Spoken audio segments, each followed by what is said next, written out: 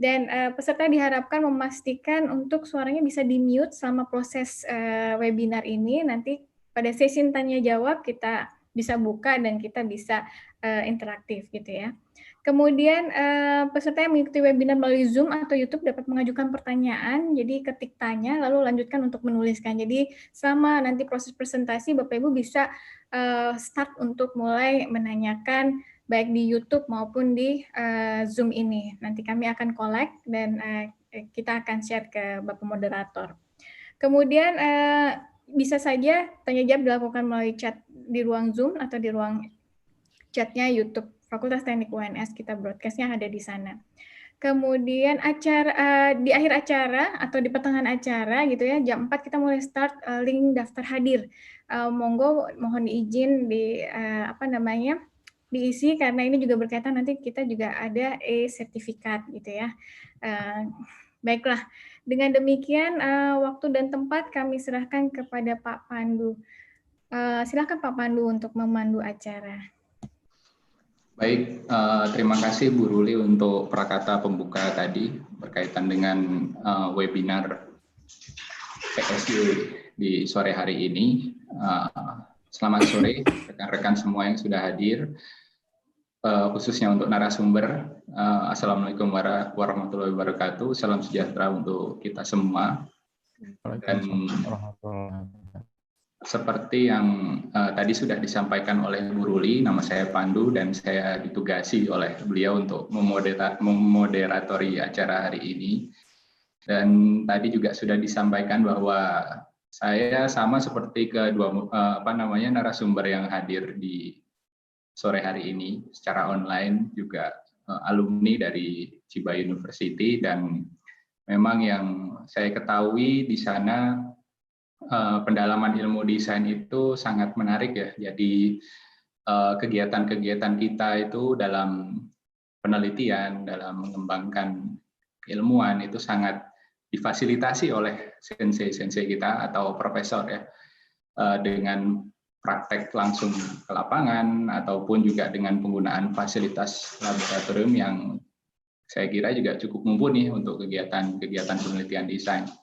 Jadi sehingga untuk sebagai contoh proses penelitian ataupun output dari penelitian, saya kira sore hari ini akan menjadi menarik karena memang dihadiri oleh kedua narasumber yang alumnus dari Chiba University. Jadi mungkin sebelum memulai saya ingin menyampaikan sedikit mengenai pembagian waktu ya. Jadi di sini nanti akan kita bagi waktu kurang lebih tadi seperti yang sudah Bu Ruli sampaikan 1,5 hingga 2 jam, di mana nanti pembagian waktu presentasi kita akan berikan kepada para presenter masing-masing 30 menit dan sisanya kita akan beri ruang kepada para rekan-rekan yang sudah hadir, Bapak Ibu, untuk melakukan sesi diskusi tanya jawab. Dan tanya jawab ini sifatnya seperti yang tadi sudah Bu Ruli sampaikan, bisa melalui chat, Zoom, YouTube, ataupun nanti setelah presenter keduanya sudah selesai melakukan presentasi bisa langsung bertanya secara verbal juga bisa ya. Jadi di sini kita telah hadir ya 2 narasumber yang mungkin bisa saya bilang rekan-rekan saya ini fresh graduate dari Chiba University. Ada Mas Ambar Mulyono, di sini saya panggil Mas karena memang usianya masih muda ya. Mas Ambar Mulyono PhD karena sudah doktor, dan beliau alumnus dari desain morfologi di Design Science Chiba, di bawah divisi Design Science Chiba University. Sebenarnya desain Chiba University ini sendiri bisa mungkin sekilas saya sampaikan bahwa di sana itu ada fokus keilmuan ada 12 ya. Mungkin kalau di Indonesia itu untuk keilmuan desain itu desain komunikasi visual, desain interior, desain produk. Tapi kalau di sana itu sudah ada sub keilmuan lagi sebanyak 12 keilmuan.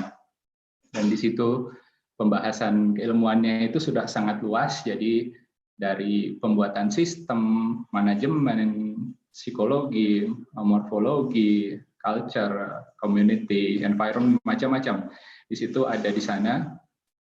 Dan ya lingkupnya dari hal yang objek yang kecil hingga objek yang besar. Oke, kembali lagi. Narasumber pertama kita adalah Mas Ambar. Mas Ambar itu di bawah Profesor Kubo Sensei di desain morfologi, dan sekarang juga akhirnya bergabung kembali menjadi dosen di FSRD UNS. Dan yang kedua adalah narasumber kita adalah Mbak Lira. Mbak Lira ini sebenarnya satu lab dengan saya ketika studi di desain culture atau desain bunka keikaku ya. Dan beliau ini junior saya di ITB desain produk, dan menjadi juniornya double, 2 kali di desain culture pun jadi junior saya. Jadi kita sama-sama di bawah Ueda Sensei, dan banyak sekali melakukan tukar pikiran ketika kita melakukan studi di Chiba University. Oke. Tema di sore hari ini yang kita angkat adalah metode pendekatan desain Jepang dari produk hingga komunitas. Nah, ini adalah sebenarnya representasi dari masing-masing pemateri, ya, tema-tema dari masing-masing pemateri.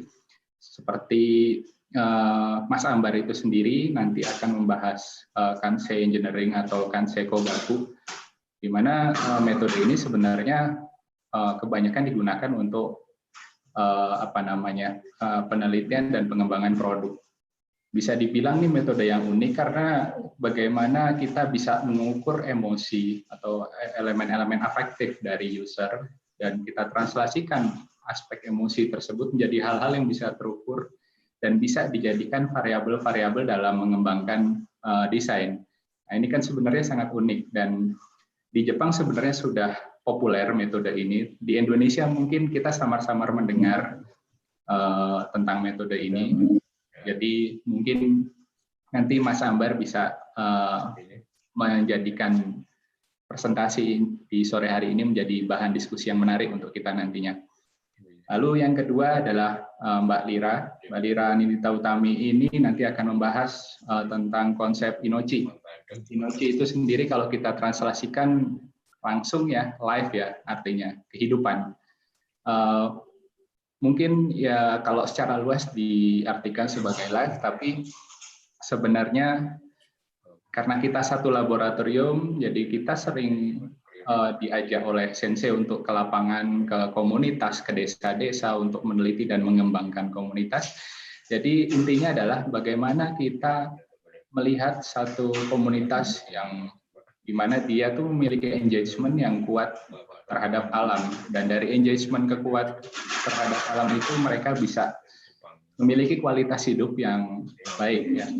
Jadi saya rasa nanti Mbak Lira pasti akan menyampaikan contoh-contoh dari field survey kita, Genji Chousa ya istilahnya ya. Field survey kita ketika survei di lapangan, dan itu pastinya akan sangat menarik untuk menjadikan bahan pembelajaran bagi kita semua dan untuk kita diskusikan nantinya. Oke, mungkin pembahasan awal mungkin nanti akan kita lanjutkan di sesi diskusi. Jadi untuk mempersingkat waktu, mungkin kita bisa langsung saja ke pembahasan pertama, yaitu dari Mas Ambar Mulyono yang akan membahas Kansei Design, yang judulnya Kansei Design, perancangan berbasis respon afektif. Kepada Mas Ambar, monggo silahkan dibahas.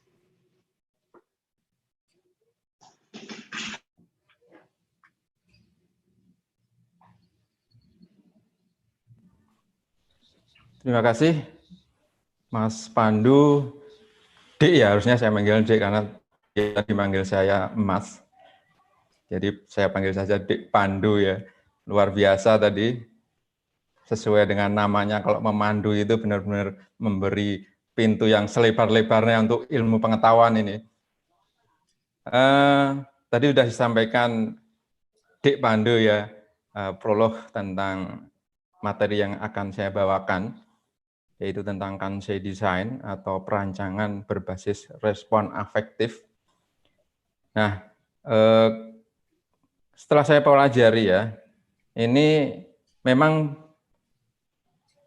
desain atau seni rupa itu sudah lama orang pengen mengekspresikan perasaan ke dalam produk ya atau ke dalam karya mereka.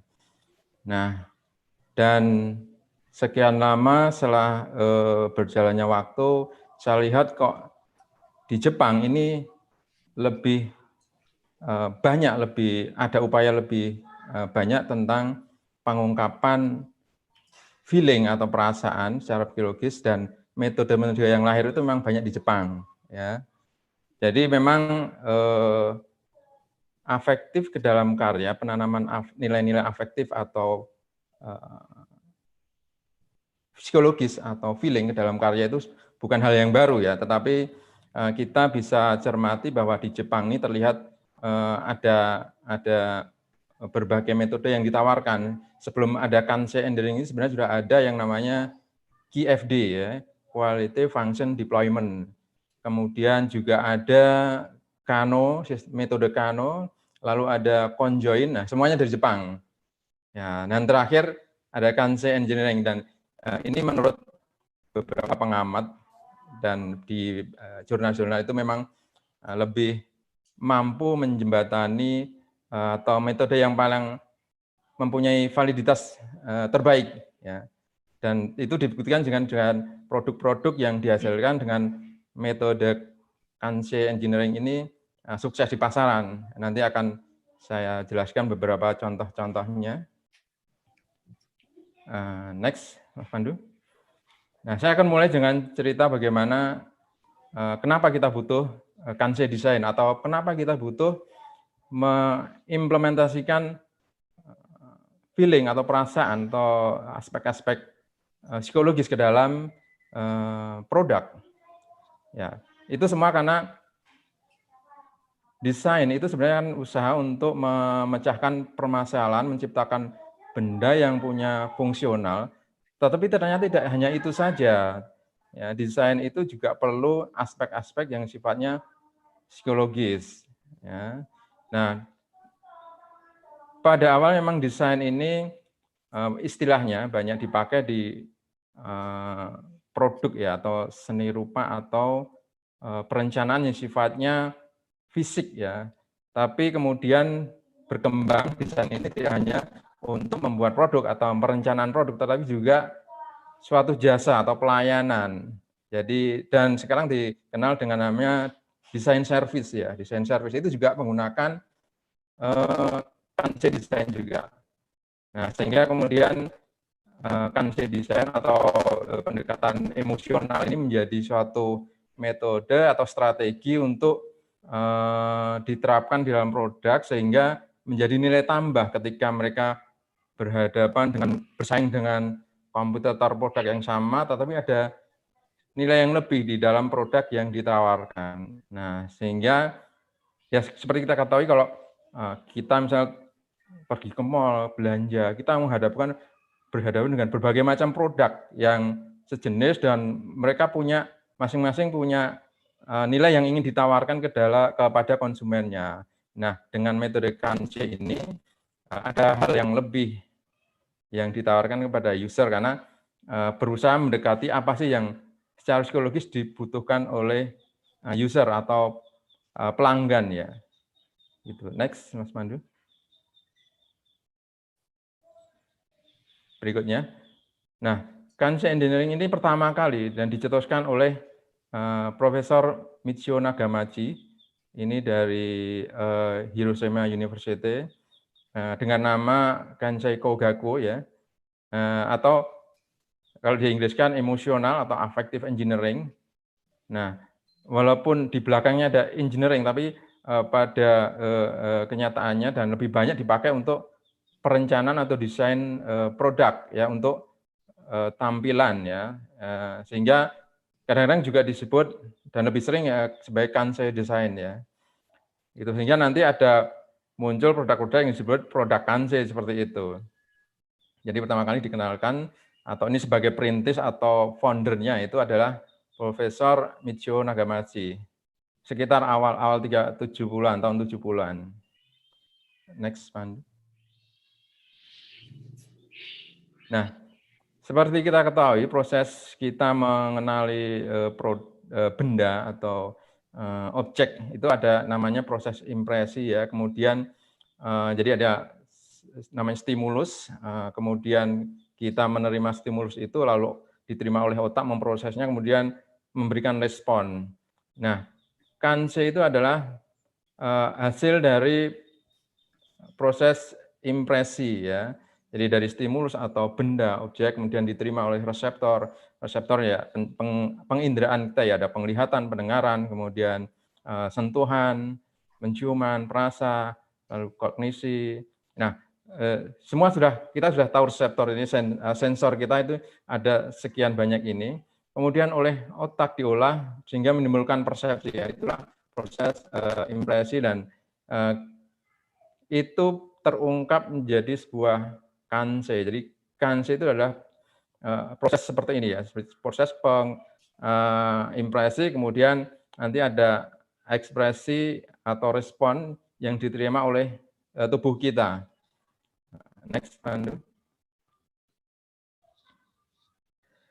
Nah, kemudian setelah kita menerima impresi tadi, direspon oleh tubuh kita ya secara otomatis, tidak dibuat-buat, baik secara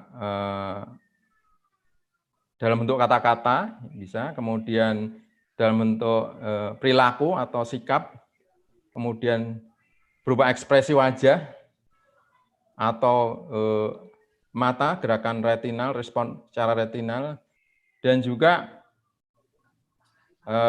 berpengaruh terhadap aktivitas otak atau gelombang otak ya, brainwave, kemudian juga gelombang elektromagnetik yang terjadi pada otot tubuh kita, kemudian detak jantung, dan bahkan riset terakhir juga bisa dideteksi atau berpengaruh terhadap proses perubahan enzim. Ya. Ini berdasarkan riset terakhir ada pengaruh terhadap perubahan enzim, sehingga di kedepannya ini juga menjadi sarana untuk mengetahui bagaimana respon tubuh kita, respon kita terhadap kanse ini berpengaruh terhadap enzim, sehingga menjadi salah satu detektor atau pengukur atau membuat ukuran tertentu bagaimana benda itu direspon oleh tubuh kita. Next. Nah, pada prinsipnya begini. Kanse ini tujuannya adalah untuk menerjemahkan nilai-nilai subjektif atau emosional dari user atau pengguna jasa ya. Nah, jadi bisa berupa produk atau jasa menjadi diterapkan ke dalam produk atau jasa. Jadi bagaimana nilai-nilai emosional dari pengguna atau user atau pengguna jasa, produk maupun jasa tadi diaplikasikan, diekspresikan, diwujudkan, atau diintegrasikan ke dalam sebuah produk sehingga antara produk dengan usernya itu cocok, match. Ya, kalau bisa disesuaikan, maka ketertarikan user itu akan meningkat lebih tinggi atau minatnya lebih tinggi terhadap suatu produk atau jasa. Nah, produk atau jasa itu merupakan stimulator, ya, stimulus. Nah, di dalam produk itu ada yang namanya properti atau karakteristik atau sifat-sifat ya. Ya, kalau benda di sana ada warna, kemudian ada bentuk komponen maupun bentuk keseluruhan, kemudian ada ukuran, ada materialnya, kemudian juga tekstur dan banyak lagi.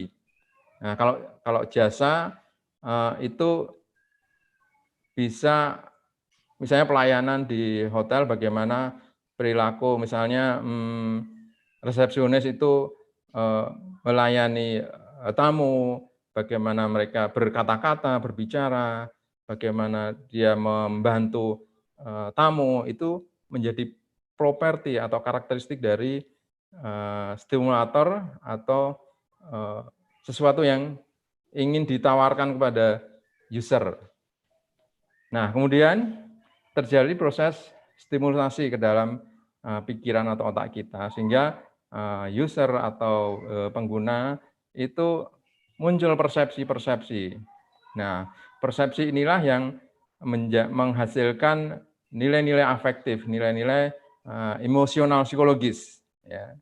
Apakah bendanya terlihat unik atau terlihat terkesan tradisional, terkesan berat, nyaman, atau mungkin terkesan eksklusif, terkesan murahan.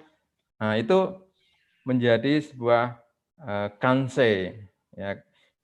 Atau mungkin juga kalau jasa, misalnya pelayanannya jadi memuaskan, atau nyebelin, atau menggembirakan, itu adalah ekspresi-ekspresi kanse yang muncul setelah kita melihat atau bertemu dengan suatu jasa. Next. Nah, ini ilustrasi dalam sebuah cerita ya, untuk memberikan gambaran yang jelas. Misalnya ini ada sebuah adegan, sebuah keluarga pengen merenovasi rumahnya, kemudian mereka bareng-bareng belanja ke toko makan, mencari bahan, lalu masing-masing punya komentar terhadap produk yang atau material yang mereka ingin pakai. Ya. Nah, tulisan-tulisan yang berwarna merah di situ ada enggak murahan, kemudian bagus, barangnya bagus, kemudian barangnya keren, materialnya natural. Itu adalah ekspresi kanse atau kata-kata kanse. Ya, bahkan kalau misalnya itu terjadi kesepakatannya, itu sebagai kesepakatan kanse ya, atau berjening kanse. Next, Pandu. Nah, langkah-langkah metode kanse yang dipakai untuk tadi dalam rangka memasukkan atau mengintegrasikan emosi ke dalam produk ini secara sederhana seperti ini diagram ini oleh Scott ya, oleh orang peneliti kanse juga dari Eropa. Jadi ada yang namanya choice of domain. Domain ini adalah aspek apa dari sebuah produk atau jasa pelayanan yang ingin kita desain, ingin kita aplikasikan emosi ke dalamnya. Nah, di dalam domain itu kita kemudian mencari dua aspek utama, yaitu aspek semantik yang muncul dari usernya, kemudian aspek dari bendanya atau jasa yang ditawarkan.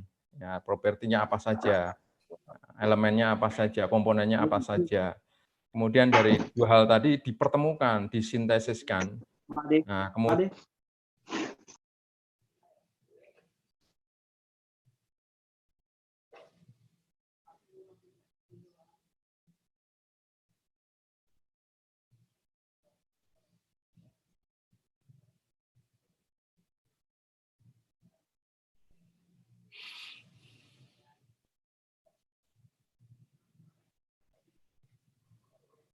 ada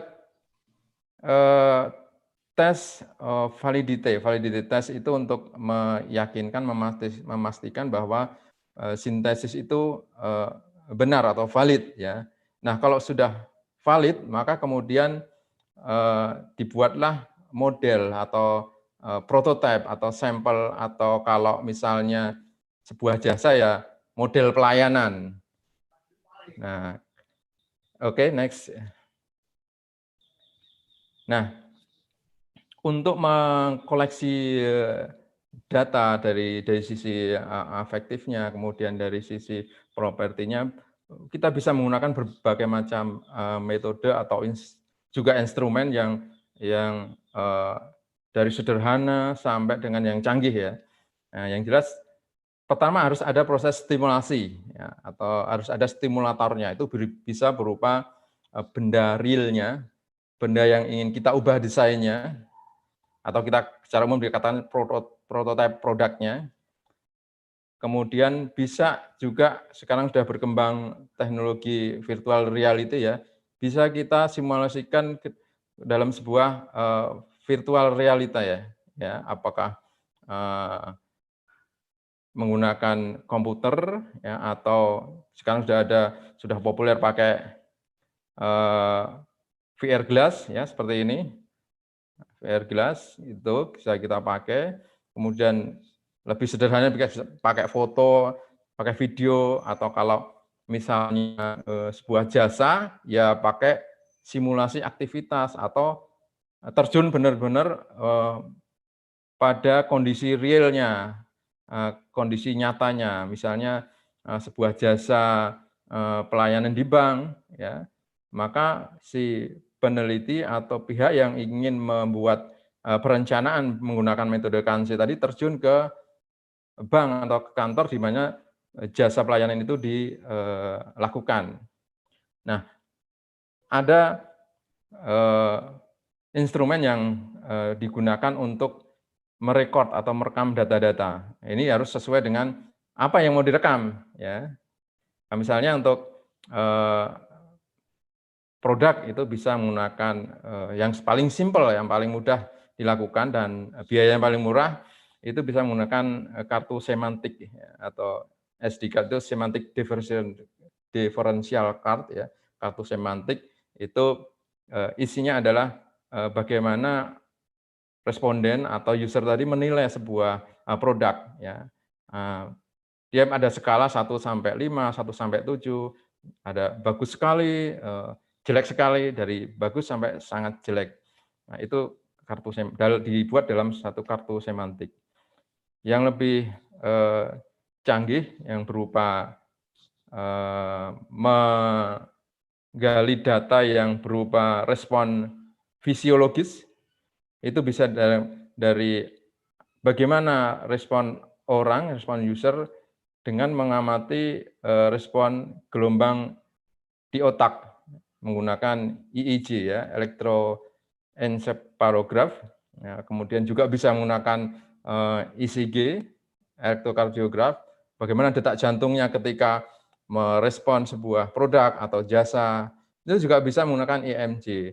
Lalu yang terakhir bisa eye tracker, bagaimana retina mata manusia merespon produk yang dia lihat atau peristiwa yang terjadi, itu bisa menggunakan eye tracker.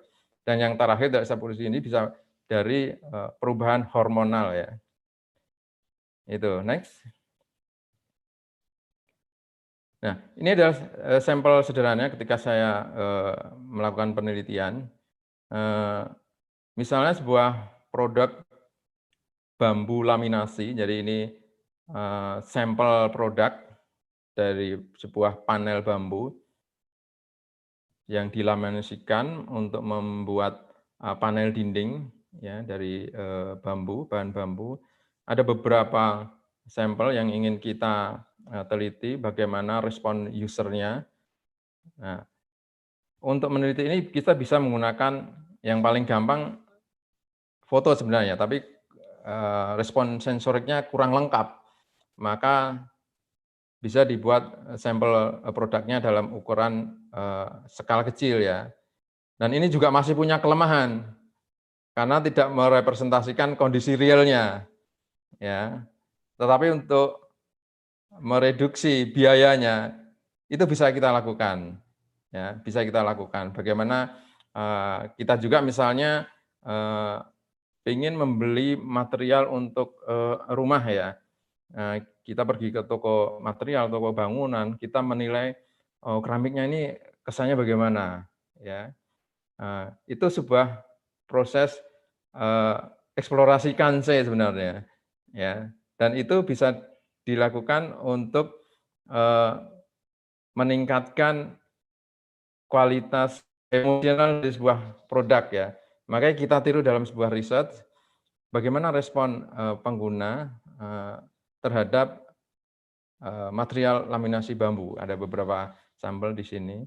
Nah, lalu ada metode yang kedua untuk mengeksplorasi Kanse tadi, menggunakan prototipe. Nah, ini yang kalau di produk skalanya kecil ya, ukurannya kecil, tapi kalau sudah interior ya kita kalau memungkinkan ukuran sesungguhnya ya, ini di sebelah kanan itu ukuran sesungguhnya real ya. Tapi tidak semua laminasi bambu kita terapkan di situ. Dan tujuan dari pembuatan prototipe ini sebenarnya untuk menguji apakah sampel material yang kecil tadi bisa mewakili ukuran yang sesungguhnya.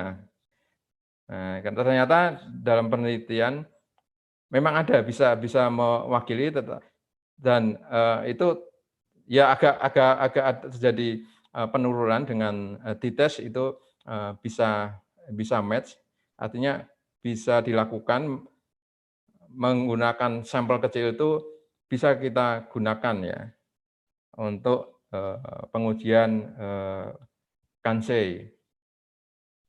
Next.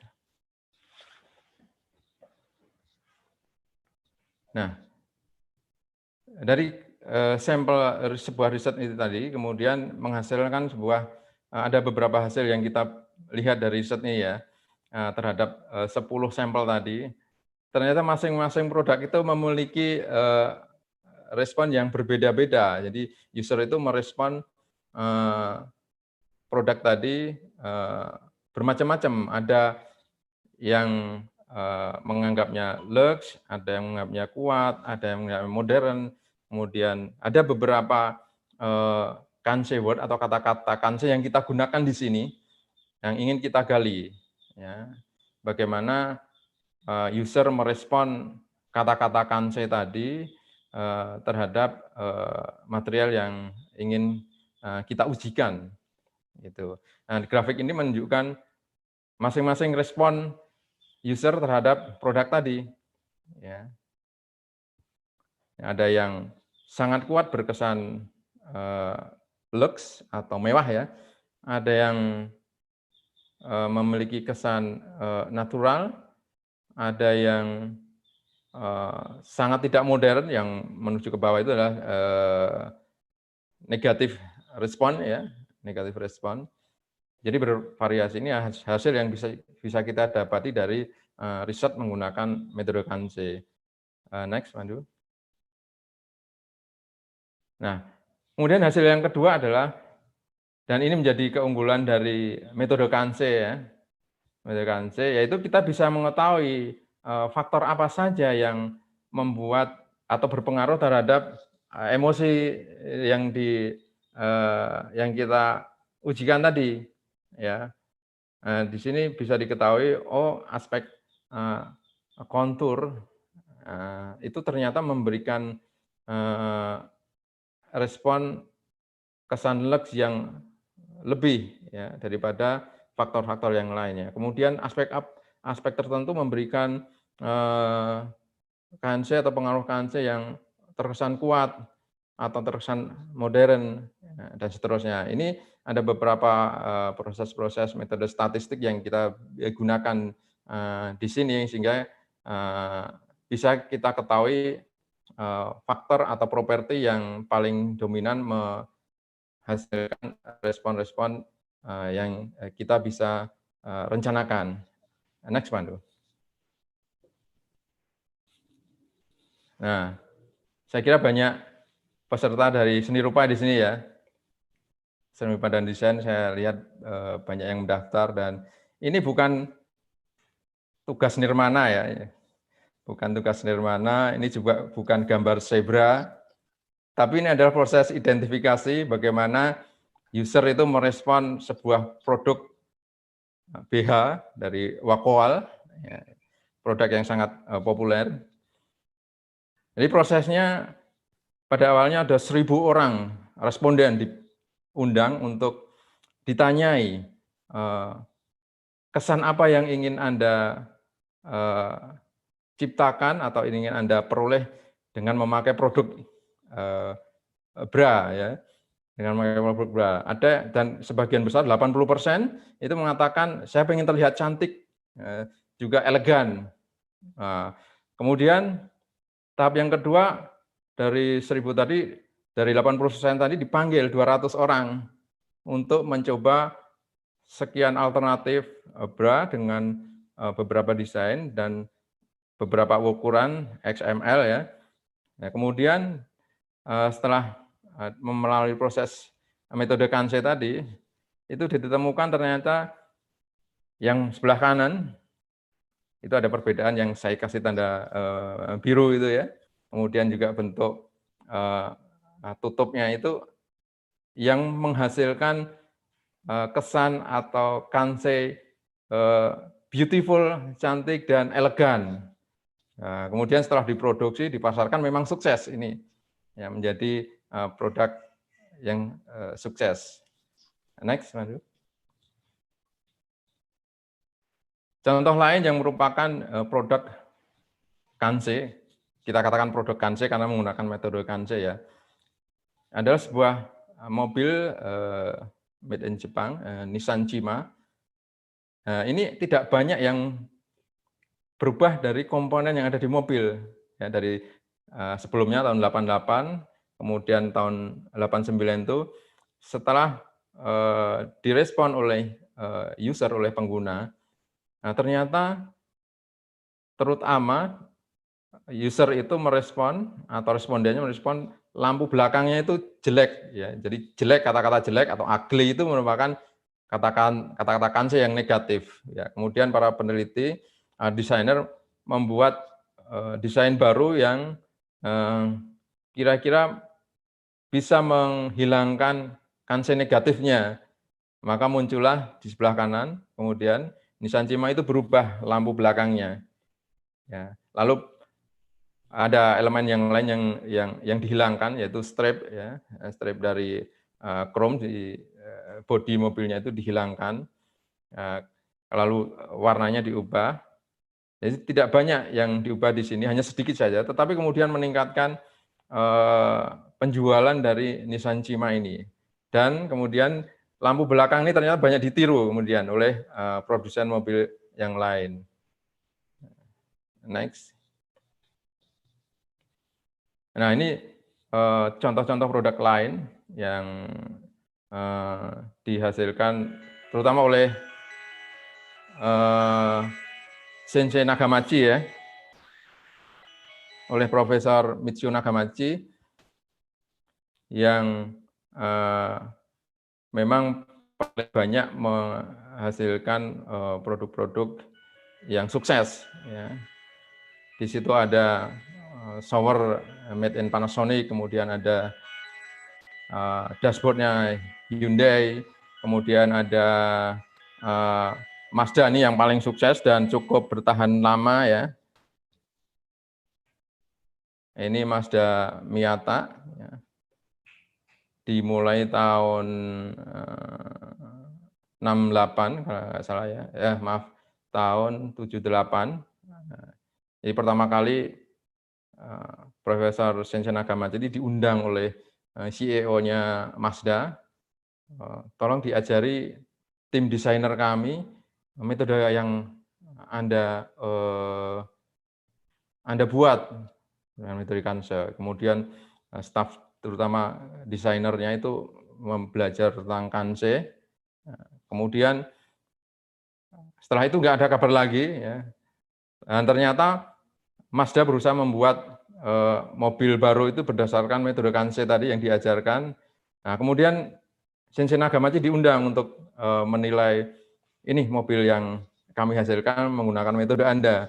Nah, tapi Sensei Nakamachi atau Profesor Nakamachi sepertinya kecewa. Wah, ini kalau seperti ini dalam waktu setahun sudah akan nggak laku, ini akan pasti hilang dari pasaran. Kemudian Sensei Nakamachi berdiskusi dengan tim desainernya, harusnya begitu karena ada proses yang salah ketika menjalankan metode Kanse ini. Lalu muncullah Mazda Miata setelah dari hasil diskusi, dan Profesor Nakamachi menemukan properti-properti yang harus diubah dari mobil yang sebelumnya. Lalu setelah dihasilkan, Mazda Miata menjadi produk Mazda yang paling sukses, ya, dan cukup laku di Eropa, ya. Produk yang lainnya juga demikian. Kemudian setelah ada kesuksesan itu diikuti oleh perusahaan-perusahaan dengan produk-produk yang lain, termasuk ada sampo, ya. Nah, ini kalau misalnya produknya sampo, nanti propertinya harus digali sebanyak mungkin. Kalau sampo itu apa yang menjadi sifat karakteristik dari sampo? Mungkin aromanya, kemudian busanya, jumlah busanya melimpah atau sedikit. Orang kan kadang-kadang nggak suka kalau wah busanya cuma sedikit itu nggak marem gitu ya. Kemudian warnanya juga begitu. Kemudian juga termasuk keenceran, misalnya dia cair ya, keenceran jadi sampo itu juga menjadi properti dari produk dan harus digali ketika menggunakan metode Kansei. Lalu diujikan kepada usernya. Demikian juga proses-proses yang lain seperti itu. Ya. Pada prinsipnya ada dua aspek, yaitu dari usernya, bagaimana menggali Kansei dari user, kemudian dari produknya seperti apa properti yang ada di dalam produk itu. Next. Nah, seperti itu. Nah, hingga saat ini Kansei sudah sejak awal tahun 7 bulan, kemudian berkembang metode Kansei ini karena perkembangan teknologi ya. Hingga saat ini sudah ada 6 tipe metode Kansei yang bisa digunakan, dan yang paling simpel dan tapi banyak digunakan itu adalah tipe 1 ya, yaitu berupa dengan cara klasifikasi atau kategorisasi dari produk, pengelompok produk tadi. Nah, next kemudian muncul Kansei Engineering System di mana sudah menggunakan komputerisasi, menggunakan statistik dan matematik ya. Kemudian melangkah tipe yang ketiga ada menggunakan modeling, kemudian metode gabungan atau hybrid Kansei, kemudian sekarang sudah menggunakan virtual ya, virtual Kansei dengan produk-produk. Dan ini sangat virtual reality ini sangat membantu sekali untuk terutama dari aspek biaya ya. Dengan penggunaan virtual reality ini sangat mereduksi finansial atau biaya dari riset, karena tidak murah ya untuk mengadakan riset ya.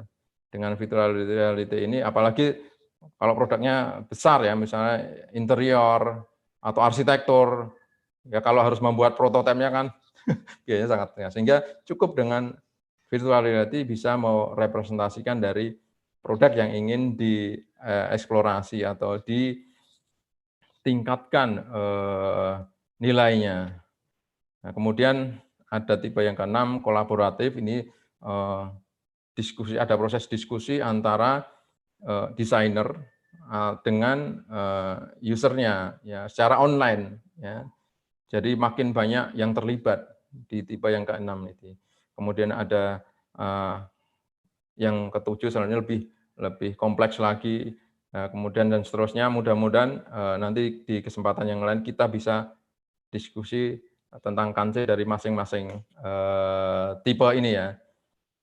Kemudian next Pandu. Oh, ternyata sudah habis, mudah-mudahan waktunya pas ya. Nah, itu tadi tentang Kansei Engineering ya, atau Kansei Kogaku. Jadi intinya adalah Kansei itu adalah sebuah metode untuk mengintegrasikan, mengintervensikan nilai-nilai psikologis atau feeling ya sebenarnya ke dalam sebuah produk. Ya. Dan keberhasilan dari Kansei ini terwujud atau dikatakan berhasil kalau user sangat menyukai, walaupun harganya mahal, dia beli karena memang dia cocok dengan saya, itu produk ini cocok dengan saya. Nah, intinya adalah seperti itu. Kemudian keunggulan dari Kansei itu tadi, Kansei mampu mendeteksi parameter-parameter dari produk sampai hal-hal terkecil, yaitu properti produknya. Ya. Dari elemen produk itu bisa dideteksi parameternya apa saja untuk meningkatkan sebuah produk, kualitas produknya.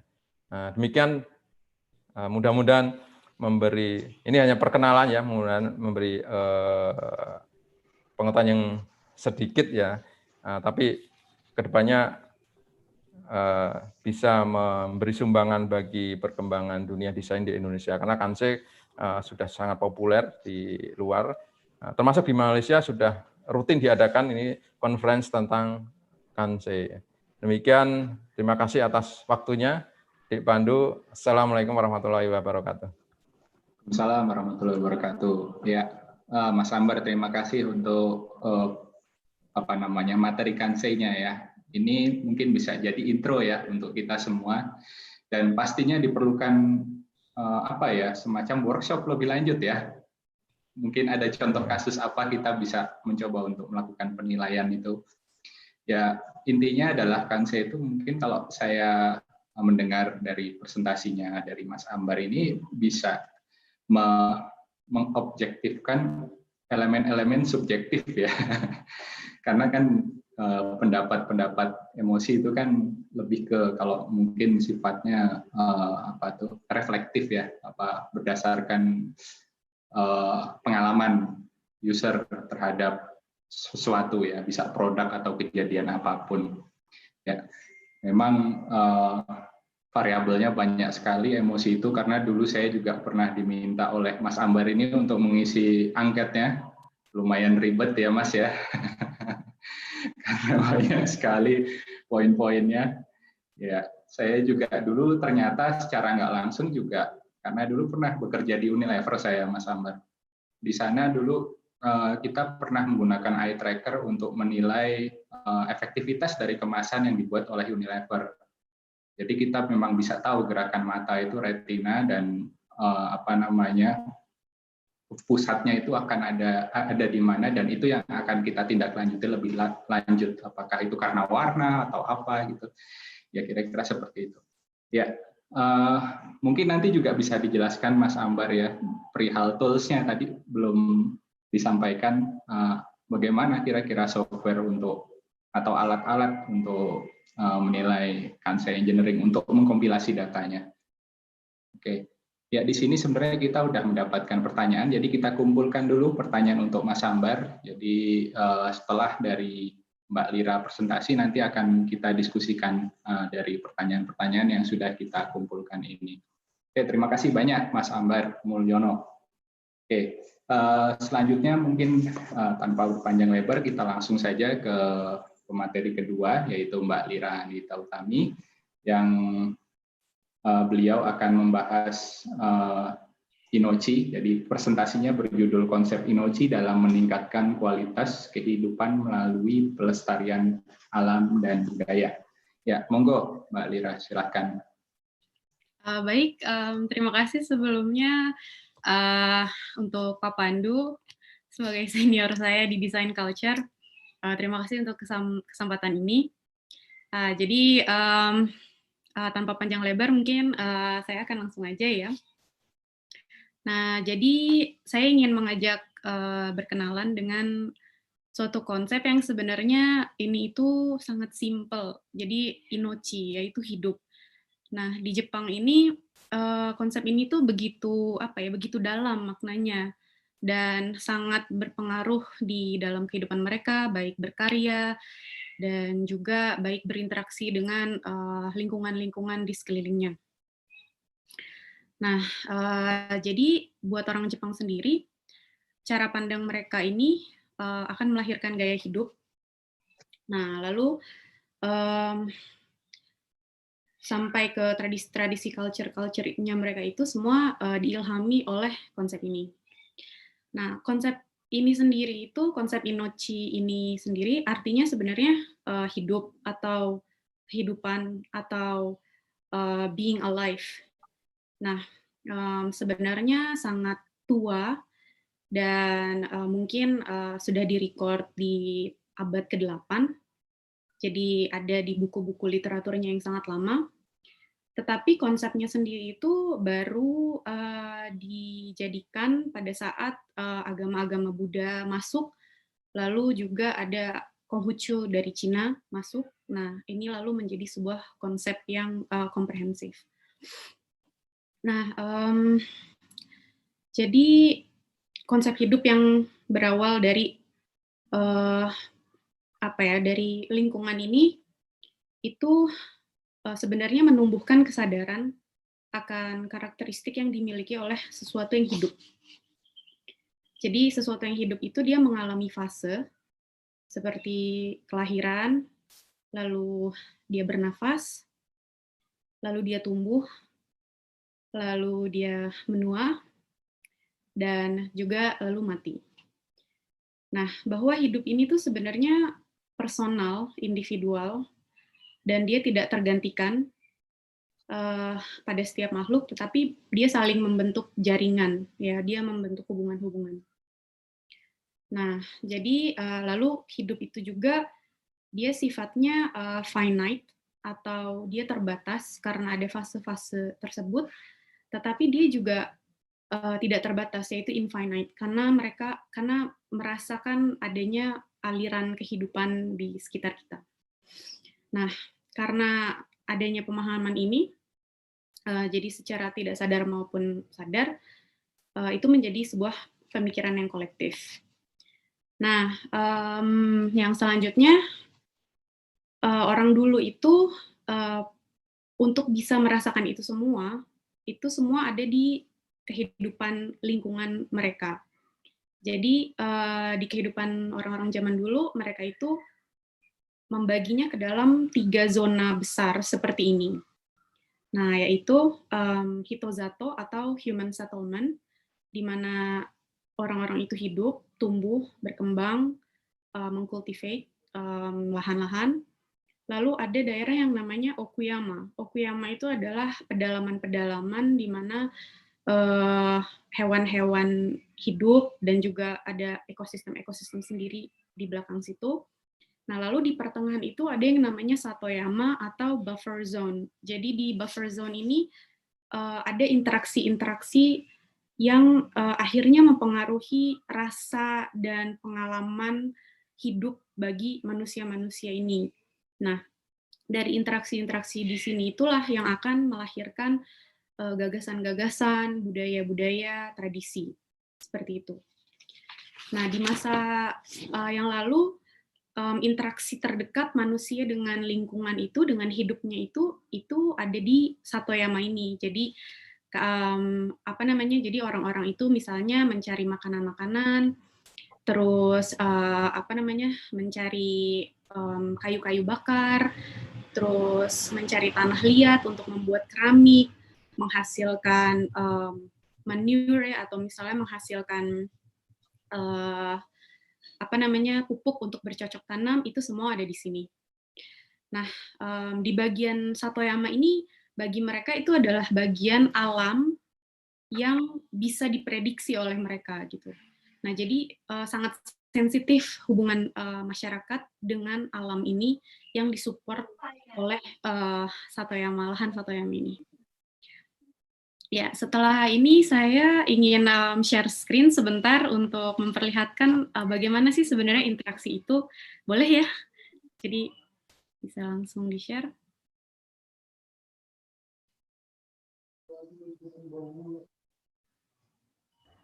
Silakan Mbak Lira. Iya, oke. Now this is countryside, the real countryside, not like Zao. Tapi gambarnya nggak keluar ya, Mbak?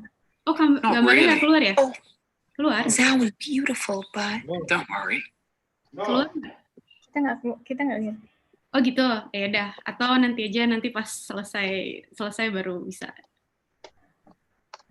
Oke. Jadi silahkan Kak Pandu boleh dikembalikan lagi. Nanti saya akan perlihatkan klipnya setelah presentasi ini selesai. Nah, jadi orang-orang zaman dulu, orang-orang Jepang, itu juga karena mereka tahu bahwa bentang alamnya, lingkungan tempat mereka tinggal, itu tuh sangat banyak sering diterpa oleh bencana-bencana alam, sehingga orang-orang zaman dulu itu dia mengembangkan suatu metode untuk mengkonservasi beberapa titik-titik alam yang dianggap sensitif. Jadi misalnya lereng-lereng gunung atau pegunungan ujung-ujung atas pegunungan, atau misalnya daerah-daerah pesisir pantai, terus udah gitu misalnya pinggiran-pinggiran tebing, bukit-bukit. Nah, ini tuh dibuatlah metode konservasi titik-titik ini dengan memberikan signifikansi religius. Jadi mereka membuat titik-titik ini sebagai apa ya? Sebagai tempat di mana mereka bisa memuja dewa-dewa. Nah, jadi ini juga memiliki kaitan erat dengan apa ya? Dengan kepercayaan turun-temurun orang Jepang yang mana bahwa dewa-dewa mereka itu bersemayam di lingkungan-lingkungan tempat mereka tinggal. Jadi kehidupan dari lingkungan itu sangat diperhatikan. Nah, lalu ini juga adalah salah satu elemen yang sangat sensitif yaitu air ya. Jadi elemen alam yang bagi orang Jepang ini sangat diperhatikan kesehatannya yaitu air. Nah, ini adalah salah satunya adalah metode cara konservasi air di Desa Mega di Prefektur Yamagata. Jadi sumber air ini tuh asalnya dari puncak gunung. Nah, puncak gunung ini juga disucikan oleh masyarakat di sana. Nah, air ini yang disebut sebagai hadiah dari dewa itu dialirkan melewati apa namanya kanal irigasi ke tempat-tempat mereka tinggal. Nah, sampai di sana itu dibagi ke dalam 6 kolam. Nah, jadi ada rules atau ada aturan-aturan untuk menggunakan kolam-kolam ini. Jadi misalnya kolam pertama air ini dipergunakan untuk minum. Nah, di kolam kedua ini untuk mendinginkan sayuran-sayuran, buah-buahan, terus mendinginkan hasil-hasil dari laut ya. Nah, lalu di kolam ketiga ini itu si kolam ini dipakai untuk mencuci. Jadi mencuci sayuran, mencuci bahan-bahan makanan, itu semuanya ada di kolam ketiga. Nah, di kolam keempat, itu untuk airnya dipakai untuk mencuci baju. Nah, di kolam kelima, airnya dipakai untuk mencuci alat-alat pertanian atau alat-alat perkebunan, jadi yang lebih kotor sifatnya. Nah, di kolam kelima, dan di kolam ke-6 itu lebih menyeluruh lagi, jadi lebih untuk mencuci barang-barang yang sangat kotor atau yang terkena jamur, karena kalau di sana kan musim-musim panas itu musim-musim itu semua mempengaruhi ya. Jadi kalau musim panas jadi banyak jamur di mana-mana gitu. Nah, salah satunya untuk menyucikan atau untuk mencuci ada di sini. Nah, boleh selanjutnya, Pandu. Nah, lalu dari konsep kehidupan ini, dari filosofi hidup ini, kita berkenalan dengan jiwa yang disebut sebagai mottainai dan moshi wakenai. Jadi mottainai dan moshi wakenai ini itu tuh mungkin kalau dalam bahasa Indonesia, kalau mottainai itu adalah untuk tidak menyia-nyiakan ya, jadi untuk tidak mubazir dalam menggunakan sesuatu. Sementara moshi wakenai itu adalah perasaan segan terhadap sesuatu yang sifatnya respected, sifatnya itu terhormat. Jadi misalnya dalam konteks menggunakan sumber daya alam atau dalam konteks berinteraksi dengan kehidupan yang ada di alam itu sendiri, mereka itu harus memikir. Jadi kalau misalnya pakai sumber daya itu tidak boleh setengah-setengah. Jadi harus harus memberikan potensi-potensi. Jadi harus live to its potential, maksudnya seperti itu. Nah, kalau moshi wakenai jadi untuk merasa kalau kehidupan yang lain itu dikorbankan untuk memberikan kehidupan bagi manusia gitu. Nah, jadi contohnya itu misalnya untuk mottainai dan moshi wakenai itu seperti di penggunaan jerami. Jadi penggunaan jerami dalam hidup itu buat orang Jepang itu jerami tetap adalah sumber dari alam yang mana bisa dipotensikan, bisa diolah hasilnya menjadi barang-barang kerajinan tangan untuk pemenuhan kehidupan sehari-hari. Nah, yang kedua itu ada namanya kintsugi atau kintsukuroi. Itu jadi metode untuk menyatukan kembali barang pecah belah dengan membubuhkan furnace yang dipakai emas, yang dibubuhkan emas. Jadi ibaratnya itu tuh memberikan kembali kehidupan ke dalam si benda yang pecah tersebut. Nah, sekalian juga untuk menambahkan fungsi dan estetik dari benda tersebut. Yang selanjutnya, nah jadi buat orang Jepang sendiri itu mereka itu harus berkarya. Jadi mereka pada umumnya merasa harus berkarya untuk bisa mengapresiasi hidup.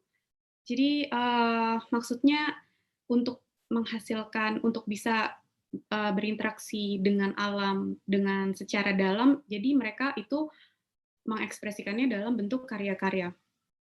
Nah, jadi keseharian mereka yang penuh dengan lingkungan-lingkungan hidup, dengan sesuatu yang hidup, nah itu yang mereka rasakan dan membangun sensitivity mereka untuk berkreasi. Nah, jadi terlihat misalnya di pembuatan alat-alat atau produk-produk yang dibutuhkan dalam hidup ya. Jadi sandang, pangan, papan terutama. Jadi misalnya membuat stilasi motif-motif pada kimono, kalau ini disebutnya shoji atau Japanese screen. Lalu juga kalau misalnya di arsitektur, mereka betul-betul memikirkan bentang alamnya, lalu kondisi alamnya untuk bisa membuat rumah itu, hidup dari rumah itu tahan lama. Nah, next. Nah, jadi semua perasaan mereka terhadap kehidupan itu jadi mengapresiasikan, diekspresikan oleh apresiasi mereka terhadap lingkungan. Nah, bagi mereka sendiri itu berkarya atau proses kreasi itu tuh seperti mimik kepada proses-proses yang ada di alam. Nah, terlihat salah satu contohnya itu adalah bagi salah satu pengrajin tembikar ini, bagi dia produk itu dilahirkan, jadi mono umu katanya. Jadi kita melahirkan produk dan mono sodatsu. Jadi maksudnya kita itu juga membangun kehidupan di dalam mereka. Jadi maksudnya untuk memakai objek-objek itu dengan dengan sangat baik ya. Jadi take care. Yang selanjutnya Kak Pandu. Nah, ini diekspresikan jadi kalau misalnya membuat keramik membuat keramik itu bahkan si alat pembakarannya yang secara tradisional itu tuh seperti punya hidup sendiri. Jadi maksudnya karena ada proses birthing, karena ada proses melahirkan itulah, jadi alat pembakaran ini yang menjadi media mereka untuk melahirkan keramik-keramik yang bagus gitu. Jadi ada pembubuhan sifat-sifat feminisme terhadap alat pembakaran ini. Jadi misalnya pada saat mau membakar, dia harus pakai ritual-ritual dulu sebelumnya, harus ditungguin sampai betul-betul pasti hasilnya. Nah, setelahnya itulah yang jadi seperti bayi yang dilahirkan itu. Next.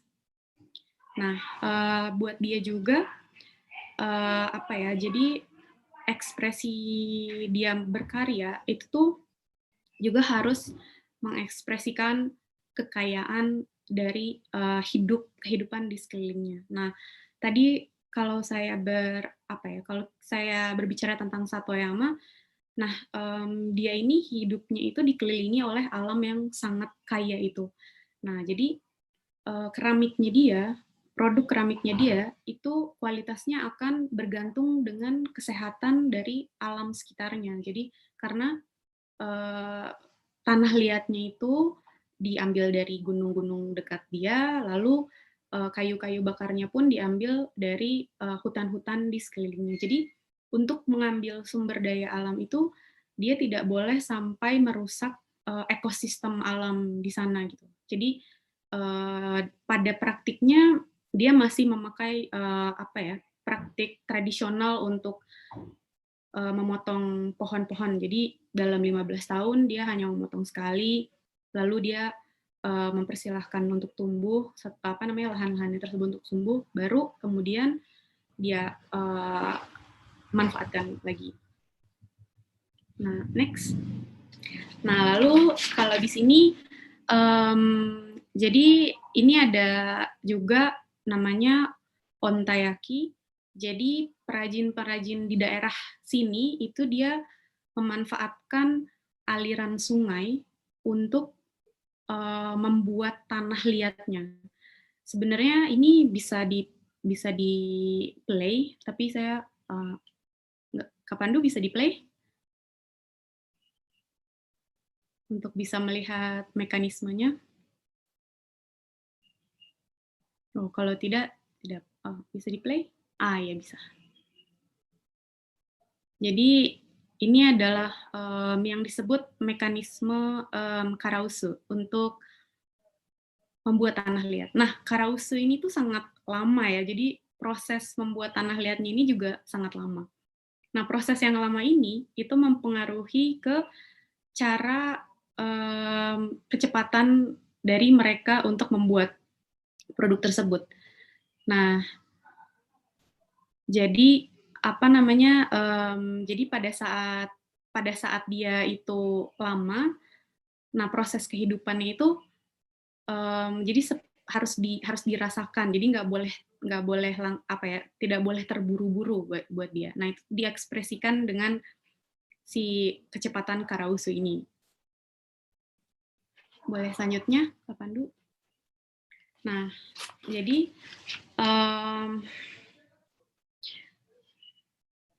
setelah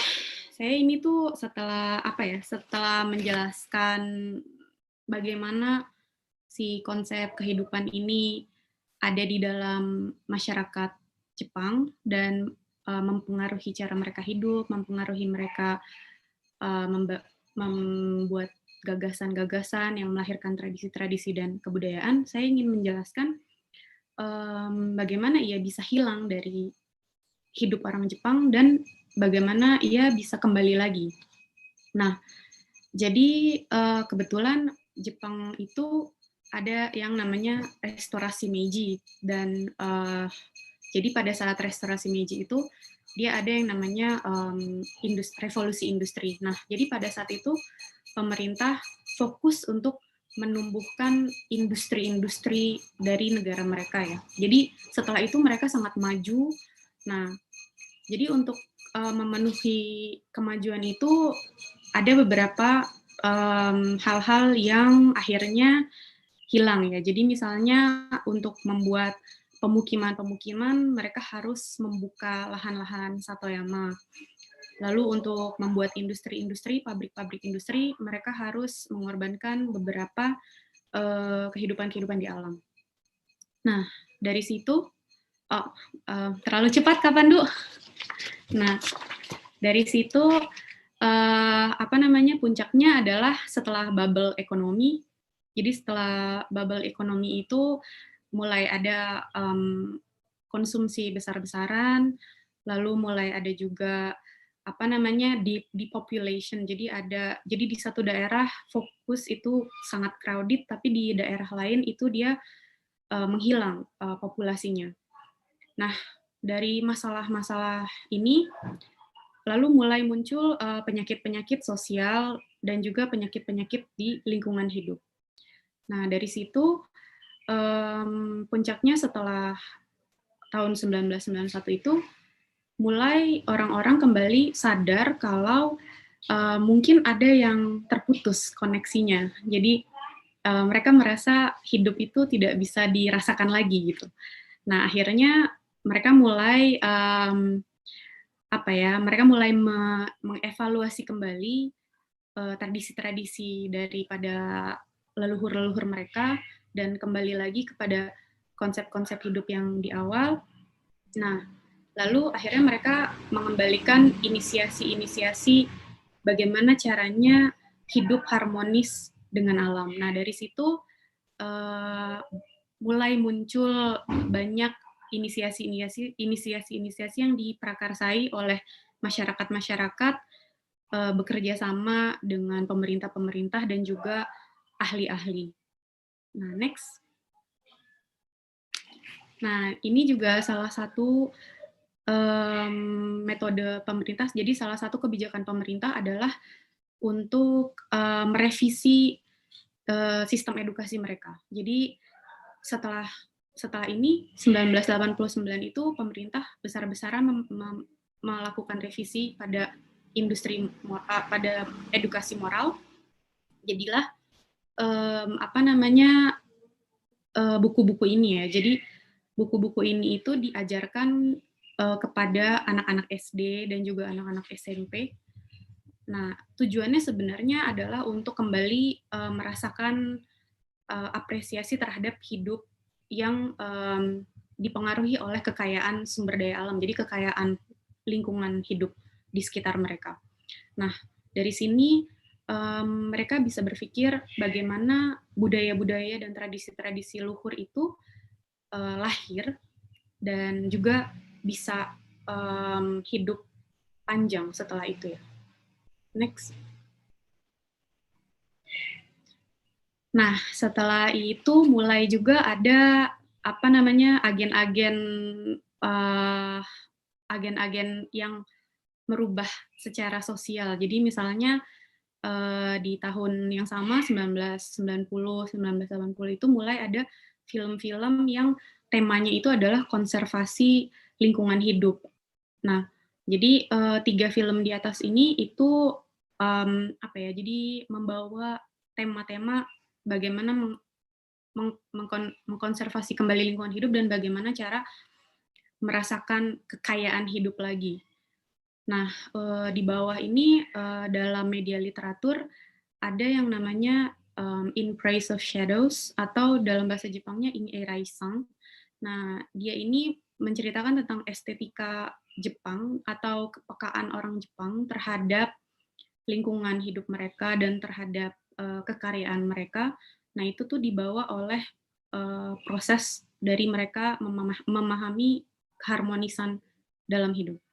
Nah, juga ada Mingei folk craft movement yang disebut Mingei movement ini itu adalah untuk mendorong kembali para perajin-perajin agar mereka bisa membuat produk-produk yang kembali mengekspresikan rasa apresiasi mereka terhadap hidup-hidup mereka. Nah, dari mana? Jadi Mingei itu adalah objek keseharian ya. Mingei movement itu adalah bentuk apresiasi dari objek-objek keseharian yang mana proses pembuatannya itu memberikan ekspresi terhadap kekayaan-kekayaan alam tersebut. Nah, bisa selanjutnya. Nah, jadi ini salah satu inisiasi dari pemerintah. Dari situ dia membuat apa yang namanya mark of craftsmanship. Jadi bagaimana pemerintah itu akhirnya melindungi aset-aset negara ya. Jadi maksudnya aset-aset negara ini bukan hanya bentuknya ada wujud dari produk itu, tetapi juga aset-aset perajin-perajin yang membuatnya itu juga termasuk sebagai aset-aset negara karena mereka memiliki skill-skill yang sangat partikular. Selanjutnya. Nah, jadi kalau di sini setelah masyarakat itu mulai membuat inisiasi-inisiasi dan disupport oleh pemerintah-pemerintah, akhirnya mulai marak lagi aktivitas-aktivitas yang ibaratnya mengembalikan lagi hubungan manusia dengan alam-alamnya. Nah, tadi kalau misalnya saya menjelaskan tentang signifikansi dari lahan-lahan Satoyama atau buffer zone itu, nah di sini di inisiasi-inisiasi ini akhirnya lahan-lahan buffer zone itu kembali difungsikan lagi untuk menjadi perantara buat orang-orang agar orang-orang bisa merasakan kembali kehidupan lingkungan yang kaya tersebut dan agar tergerak untuk mengkonservasi itu.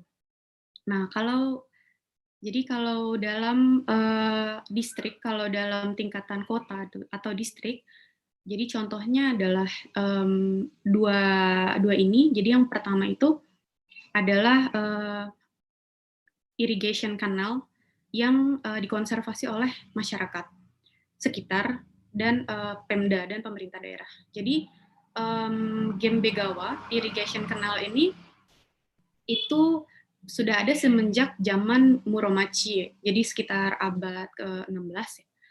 Nah, awalnya ini adalah kanal untuk menyalurkan air bersih dari mata-mata air pegunungan ke lahan-lahan agrikultur di sekitar di lahan di daerah itu ya.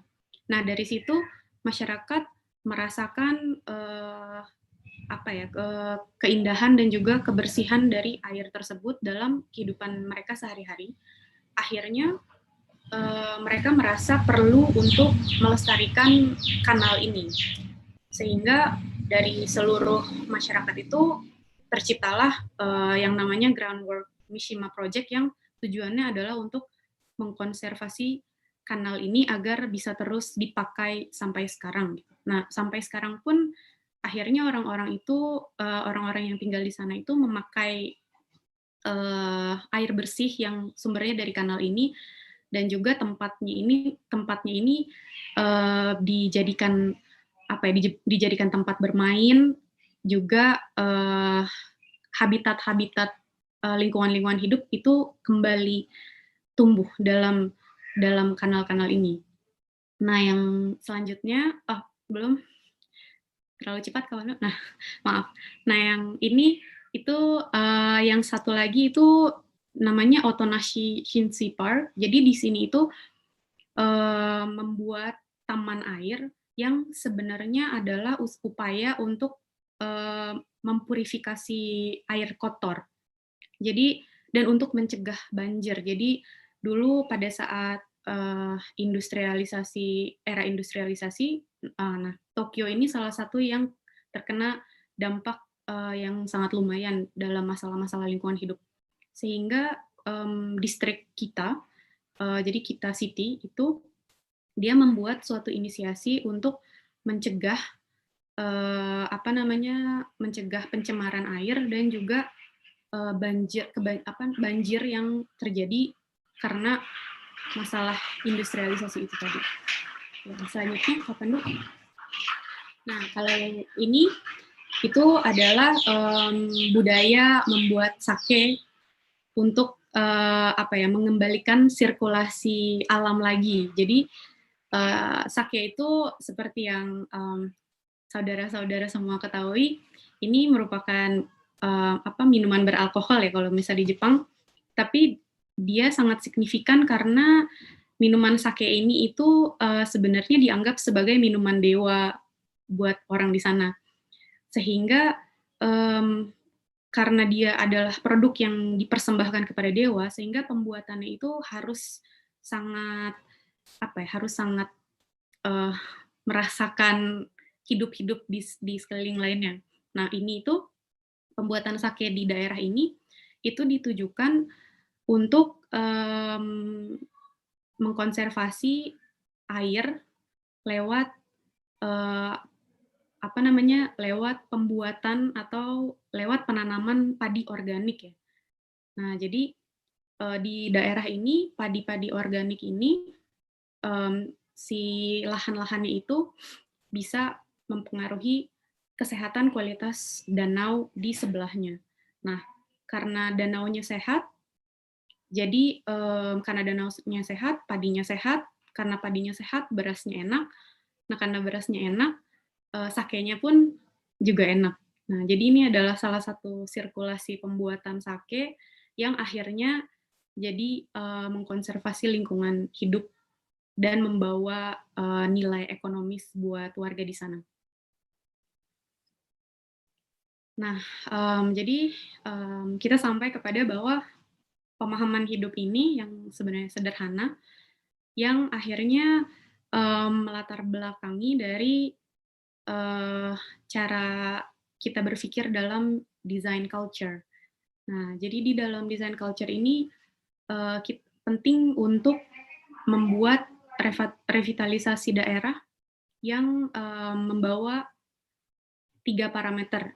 Jadi revitalisasi daerah itu sukses kalau 3 parameter ini terpenuhi. Yang pertama itu adalah lingkungan hidup. Jadi kesehatan dari lingkungan hidup itu menjadi parameter pertama. Yang kedua itu adalah penerimaan sosial terhadap tradisi-tradisi dan budaya-budaya yang luhur yang dibawa oleh kehidupan lingkungan yang sehat. Nah, yang ketiga itu adalah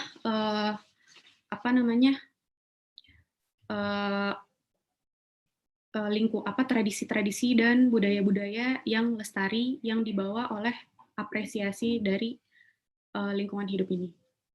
Nah, jadi penting dalam desain culture itu untuk membangun atau untuk mendesain living atau kehidupan lewat pengalaman-pengalaman, proses-proses mengalami di daerah tersebut. Jadi untuk fasilitator-fasilitator itu mereka harus benar-benar merasakan lingkungan daerah itu, lalu berinteraksi dengan lingkungan, berinteraksi dengan masyarakat, lalu juga untuk mengajak masyarakat tersebut untuk memikirkan kembali mengenai budaya-budaya luhur dan tradisi-tradisi luhur yang pernah ada di tempat mereka, dan bagaimana itu membangun lagi di daerah tersebut.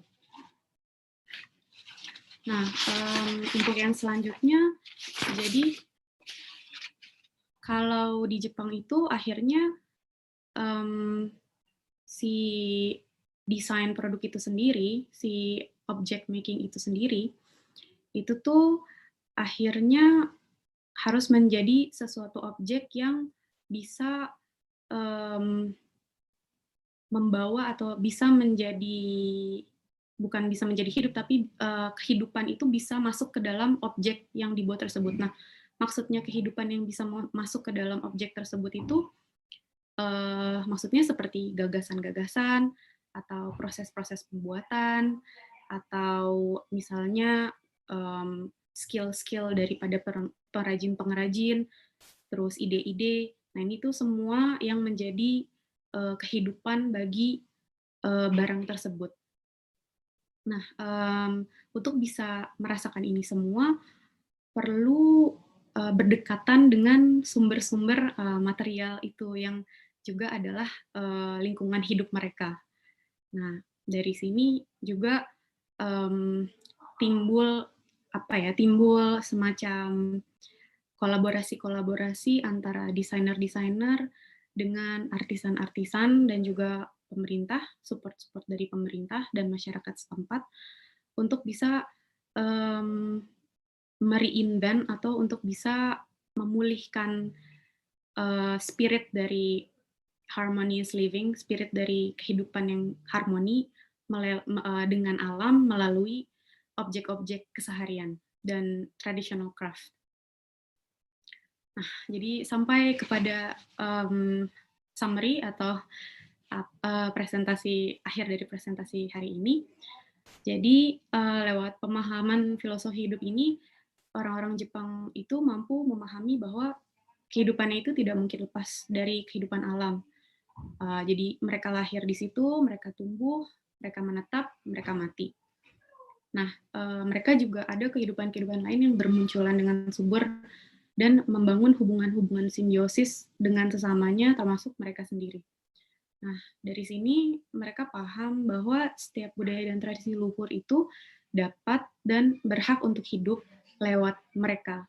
Jadi karena mereka mempraktikannya, mereka meneruskannya ke generasi-generasi selanjutnya, Jadi itu mempengaruhi kekayaan pengalaman hidupnya secara nyata. Nah, dalam kajian pemahaman Inochi ini atau pemahaman hidup ini, saya rasa konteksnya ada di ini semua. Jadi panjang dan lebar. Terima kasih sebelumnya untuk kesempatan sharing. Nah, jadi mungkin saya juga ingin berdiskusi juga dengan teman-teman mengenai implementasi-implementasi yang ada di Indonesia ini seperti apa, dan mungkin teman-teman nanti bisa memikirkan juga di Indonesia ini kira-kira ada apa saja gitu. Seperti itu kiranya. Terima kasih banyak. Baik, Mbak Lira, terima kasih. Mungkin konsep-konsep ini sebenarnya adalah konsep yang berakar dari tradisi nenek moyang dulu. Di zaman Edo juga dari tahun 1600 sampai 1800 juga mereka menggunakan konsep-konsep yang Moshiwakenai, Mottainai tersebut. Jadi tidak ada barang-barang yang tidak harus diperbaikin. Semua yang rusak itu semua itu sebenarnya masih bisa dipakai dan semua itu memiliki ruh. Dan itu sebenarnya selaras dengan budaya kita juga sama sebenarnya ya. Ya, betul. Hanya saja di Indonesia ini mungkin kesadaran antar masyarakat terhadap pentingnya budaya yang memiliki korelasi dengan alam itu masih kurang tergali, atau mungkin perlu seperti Mbak Lira ini turun ke desa ya untuk melihat kondisi dan mencoba untuk membangun. Kenapa? Karena saat ini itu adalah saat transisi di mana mungkin generasi tua yang memahami budaya itu makin lama kan makin hilang ya. Dan kita harus menggali sebanyak-banyaknya informasi dari para sesepuh itu terkait dengan budaya. Oke, terima kasih Mbak Lira. Mungkin kita langsung saja ke sesi tanya jawab karena waktu juga sudah mepet untuk tanya jawab. Jadi mungkin pertanyaan pertama kita untuk Mas Ambar terlebih dahulu ya. Mas Ambar siap ya? Jadi siap. Pertanyaan pertama dari Bu Musyawaroh ya. Jadi ini apa bedanya Kansai dengan persepsi, Mas Ambar? Langsung dijawab ya? Ya, silahkan langsung dijawab. Kansai itu ya sebenarnya persepsi ya, sama. Jadi dalam Kansai itu hasil persepsi seorang, baik yang langsung ataupun sudah ada di dalam kognisi kita. Ya, jadi setelah orang mengidentifikasi ada proses penginderaan, baik penciuman, penglihatan, perabaan, juga ada kognisi, artinya sudah tersimpan dalam kita tentang sesuatu. Nah, itu kemudian muncul atau diekspresikan ke dalam baik kata-kata, misalnya kata-kata ataupun sifatnya psikologis, ya, fisiologis ya. Misalnya tadi ada perubahan di gelombang otak, kemudian detak jantung, kemudian perubahan gelombang ada di otot dan sebagainya. Itu adalah hasil dari proses impresi, kemudian menghasilkan persepsi. Jadi itu sebenarnya sama. Jadi dalam Kansai itu adalah ada persepsi. Apakah suatu produk itu dipersepsi sebagai produk yang modern, produk yang lux, mewah, atau produk yang kampungan, itu adalah persepsi. Jadi intinya sama ya. Itu Mas Pandu. Ya. Makasih Mas Ambar. Gitu kira-kira jawabannya Bu Musyawaroh. Dari Bu It ini dan Kriya Seni FSRD UNS ya. Nanti akan menjadi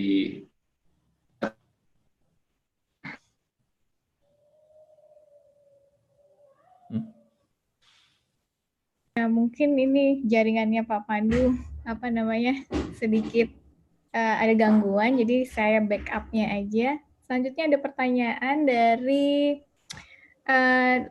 tadi habis dari dari Bu Musyawaroh, juga ada pertanyaan. Oke, Pak Pandu sudah bisa lagi ya, di sini.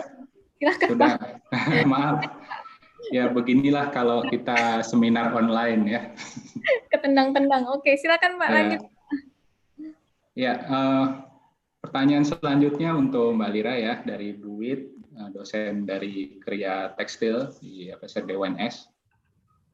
Calon satu tim dengan Mbak Lira nanti ya di UNS. Di sini Bu Wit menanyakan pertanyaan, nah ini sangat menarik ya, ini sebenarnya isu dari pengembang budaya, pengembang komunitas saat ini yang ditanyakan beliau. Jadi misalkan, sekarang kan sebelum orang-orang Jepang jika akan membuat sesuatu itu, misalkan membuat karya itu kan pasti ada ritual ya. Bahkan di tempat-tempat spot yang tadi Mbak Lira sampaikan itu ya, yang buffer zone itu kan hampir semua lokasi ada jinja ya, ada kuil ya. Nah ini kan sebenarnya tujuannya positif kan, unsur-unsur ritualistik ini ya, untuk pelestarian alam dan untuk memberikan border gerakan kita agar tidak merusak alam. Nah di Indonesia itu sama seperti yang tadi saya sampaikan juga, Bu Wit juga sependapat bahwa di Indonesia itu sebenarnya sama seperti di Jepang, bahwa di sini pun juga dulu punya budaya yang sama, sehingga kita tuh ketika kita berinteraksi dengan alam tidak semena-mena seperti sekarang ya, dalam bertani, dalam berkebun, dalam berkarya pun membuat keris atau apapun itu sama.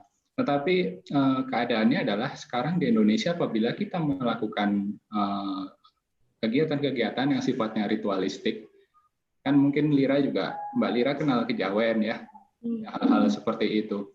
Nah, itu kan banyak elemen-elemen yang menganggap bahwa kegiatan seperti itu adalah kegiatan yang musyrik. Nah, ini mungkin Mbak Lira bisa memberikan tanggapan ya berkaitan dengan hal ini. Silakan Mbak Lira. Ya, jadi menurut saya itu isu sensitif ya, karena balik lagi kepada pemahaman agama masing-masing sebenarnya. Jadi kalau misalnya buat saya juga sependapat sebenarnya kalau misalnya ritual-ritual itu sebenarnya dimaksudkan untuk menghormati alam atau menghormati kehidupan untuk di Jepang ya. Jadi walaupun ada nilai spiritual dari ritual-ritual tersebut, tapi sebenarnya intensinya adalah untuk menyampaikan rasa hormat kepada alam sebagai sumber dari mana material-material itu tersebut diambil ya. Nah, kalau di Indonesia ini sebenarnya pembahasannya bisa panjang sampai ke masalah pada saat agama-agama baru masuk, terus bagaimana agama-agama tersebut terasimilasi dengan kebudayaan-kebudayaan di Indonesia itu sendiri. Nah, jadi memang susah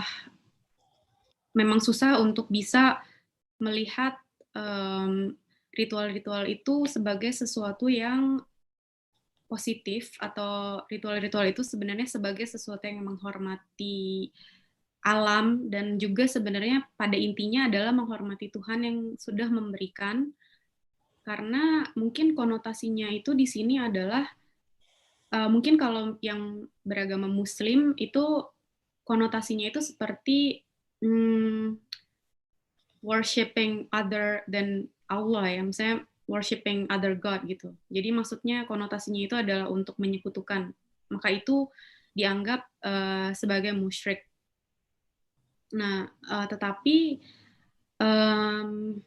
mungkin bisa tidak seperti itu ya. Mungkin bisa tidak seperti itu jika melihatnya sebagai bentuk dari menghormati Tuhan sebagai pemberi seluruh kehidupan ini, dengan diekspresikan kepada ritual-ritual tersebut gitu. Nah, atau mungkin bisa dianggap sebagai formalitas atau untuk melestarikan daripada kebudayaan itu, karena lagi-lagi kalau di Jepang kan melestarikan budaya tersebut atau melakukan ritual tersebut adalah supaya mereka tidak melupakan esensi dari berkarya itu sendiri, atau esensi dari ritual itu sebenarnya apa gitu. Nah, buat di orang-orang kita, untuk orang-orang yang berkerajinan juga mungkin bisa merasakan itu gitu. Nah, kalau misalnya lewat kacamata Muslim memang susah, ya, memang agak susah. Tapi bisa mungkin tidak fokus kepada dia sebagai sesuatu yang negatif, tapi fokus kepada dia sebagai sesuatu yang akan membantu lingkungan hidup itu gitu, dan membantu melestarikan kebudayaan dan tradisi itu. Kira-kira seperti itu untuk saat ini. Ya, terima kasih.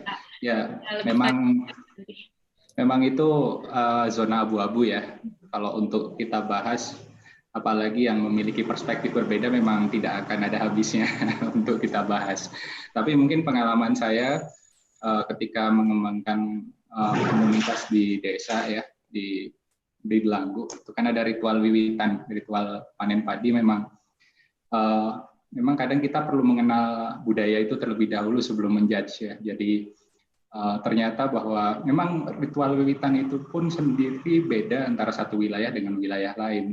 Nah, ini yang kebetulan yang di Belanggu itu ketika saya berkomunikasi dengan para petani, sifatnya adalah merepresentasikan Dewi Sri. Dewi Sri adalah padi gitu, bukan Tuhan, bukan apa. Jadi komunikasi yang diutarakan petani itu ya ke padi equal to Dewi Sri, seperti itu. Jadi ya saya berpikir lagi bahwa ya kalau memang begitu ya berarti kalau pandangan saya sebagai orang yang beragama ya nggak masalah. Ya, mungkin ya ini masih debatable ya, mungkin Bapak Ibu punya pendapat lain. Ya kira-kira seperti itu. Kita lanjutkan lagi ke pertanyaan selanjutnya untuk Mas Ambar. Terima kasih Bu It untuk pertanyaannya. Selanjutnya untuk Mas Ambar. Nah, ini dari Pak Asep Tripusura menanyakan ke Mas Ambar, adakah perbedaan proses decoding dengan Kanse atau decoding termasuk dalam proses Kanse? Oh ya. Di dalam Kanse itu memang ada proses sebenarnya pengkodean ya. Jadi konteks decoding ini saya belum tahu maksudnya Pak Tri itu dalam konteks apa ya. Misalnya ada estetika, ada budaya, ya, ada proses-proses decoding yang semuanya itu ya. Tetapi dalam konsep metode Kanse di dalam memang ada proses pengkodean. Jadi ini memang Kanse ini sifatnya memang upaya seperti dikatakan Pandu tadi ya, objektifikasi dari subjektivitas. Jadi dalam proses Kanse itu ada proses pengkodean. Jadi hal-hal ekspresi yang sifatnya feeling, perasaan, subjektif, itu berusaha dikuantifikasikan melalui proses pengkodean. Kalau dalam bahasa statistiknya begitu ya. Jadi ada proses kode statistik itu ada misalnya di teknik pembuatan variabel dummy ya, atau kalau di Kanse ini biasanya menerapkan teori kuantifikasi atau quantification teori 1, ada ya 1 sampai 3 ya. Itu subjek nilai-nilai tadi dikodekan dengan 01, kemudian nanti baru bisa diproses, ada processing menggunakan quantification teori tadi, sehingga muncul nilai parameternya ada jelas gitu, terukur. Nah, jadi yang dimaksud dalam kode di proses Kanse itu seperti itu. Tapi kalau dalam proses yang dimaksud dalam konsep decoding oleh Pak Tri tadi dalam konteks apa, saya belum paham ya maksudnya. Jadi dalam Kanse memang ada proses pengkodean, jadi coding ya, orang menyebutnya coding, proses coding. Jadi itu umum di statistik biasanya. Jadi kalau mau bersahabat dengan Kanse sebenarnya bersahabat, berteman dengan statistik sebenarnya. Dan banyak proses yang harus dilakukan dalam statistik. Tadi belum sempat saya jelaskan, di sana Ya ada 3 instrumen yang sangat penting dalam proses Kanse, metode Kanse itu ya. Ada instrumen untuk stimulator tadi sudah, kemudian ada instrumen data kolektor atau data logging, kemudian ada instrumen untuk proses data processing sendiri, yaitu menghubungkan antara kan sifat kesan ya, dengan properti bendanya atau properti karakteristik pelayanan kalau jasa ya. Itu proses atau instrumen menggunakan instrumen statistik terutama ya. Ada misalnya yang paling penting itu biasanya adalah faktor analisis, kemudian GPA itu koresponden PCA maksudnya, principal komponen analisis, kemudian ada regresi. Regression itu bermacam-macam metodenya tergantung kesesuaian dengan data yang diperoleh ya. Ada PLS, kemudian ada termasuk Q2 itu conversion theory 1 itu proses-proses untuk regresi. Jadi itu pengertian di kode yang pengertian kode dalam proses metode Kanse, Pak Pandu. Mudah-mudahan bisa menjawab. Oke. Terima kasih Mas Ambar. Mungkin ini karena waktu juga sudah mepet menjelang maghrib, mungkin ini menjadi pertanyaan terakhir ya untuk Mbak Lira. Ini coba 2 pertanyaan coba saya jadikan satu dari Pak Bambang Susetyarto dan juga dari Bu Mercy ya, Bu Mercy dari Fakultas Pertanian di UNS. Jadi pertanyaannya adalah bagaimana penerapan konsep inoci kontemporer ya, dalam konteks kontemporer nih Mbak Lira ya, dalam lingkup interior atau architectural design. Lalu apakah inoci ini mirip dengan konsep sustainability dan bagaimana aplikasi inoci untuk industri berbasis sumber daya alam? Seperti itu Mbak Lira, silakan. Oke. Jadi inoci kontemporer maksudnya inoci sekarang, jadi konsep kehidupan yang sekarang dilihat oleh orang-orang Jepang itu adalah untuk membawa mereka kembali berdekatan dengan sumber-sumber kehidupan. Nah, menurut pengalaman saya di sana, itu juga saya melihat di bagaimana mereka, bagaimana desain-desain arsitektur atau desain-desain interior mereka itu muncul ya. Jadi kalau dalam desain interior itu, jadi sebelumnya mereka itu memikirkan bagaimana proses kehidupan akan berada di dalam ruang tersebut gitu. Nah, selain proses hidup daripada orang-orang yang ada di dalamnya, bagaimana lingkungan di luar itu bisa mempengaruhi kehidupan orang-orang di dalamnya secara maksimal. Maksudnya bagaimana desain-desain ini bisa memberikan pengalaman-pengalaman kehidupan yang lebih kaya lagi daripada sebelumnya. Karena maksudnya kaya di sini buat orang Jepang itu sebenarnya bukan hanya kaya materi, tetapi lebih ke kaya secara spiritual. Jadi misalnya untuk arsitektur, bagaimana cara memakai material-material yang bisa sustainable. Jadi untuk mengambil sumber dari material-material yang bisa diperbaiki lagi, atau pendekatan upcycle atau recycle terhadap suatu material itu untuk material-material untuk material-material yang dibuat di dalam benda-benda interior dan juga arsitektur itu sendiri. Nah, kalau ada juga sebenarnya di Jepang itu dia kembali memberikan kehidupan kepada rumah-rumah yang arsitektur zaman dulu yang tertinggal. Jadi misalnya contohnya ada satu gedung arsitektur di daerah Mansebashi di daerah itu daerah dekat Akihabara.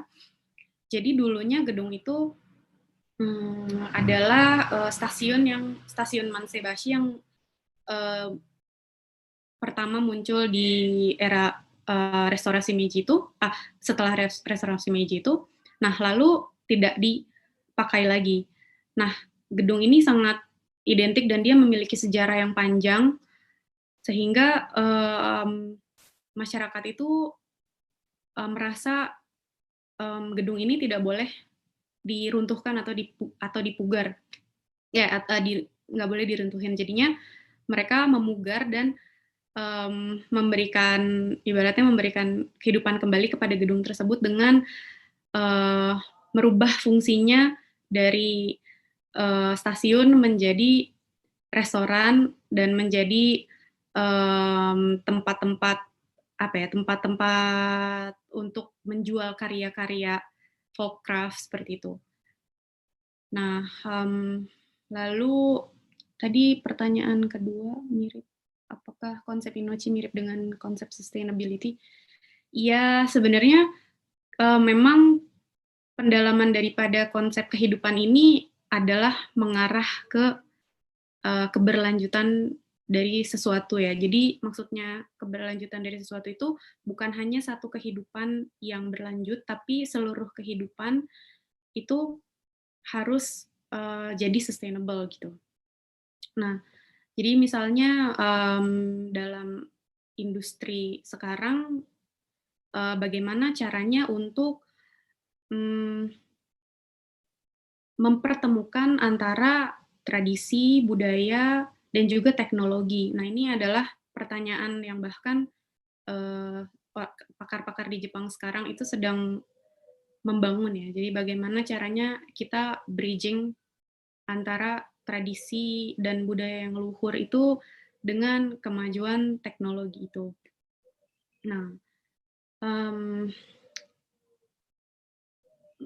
ya, jadi contohnya yang tadi seperti misalnya kalau orang dulu itu mereka berpikir bagaimana cara membuat suatu sumber daya itu agar tetap sustainable dengan cara memberikan ruang bagi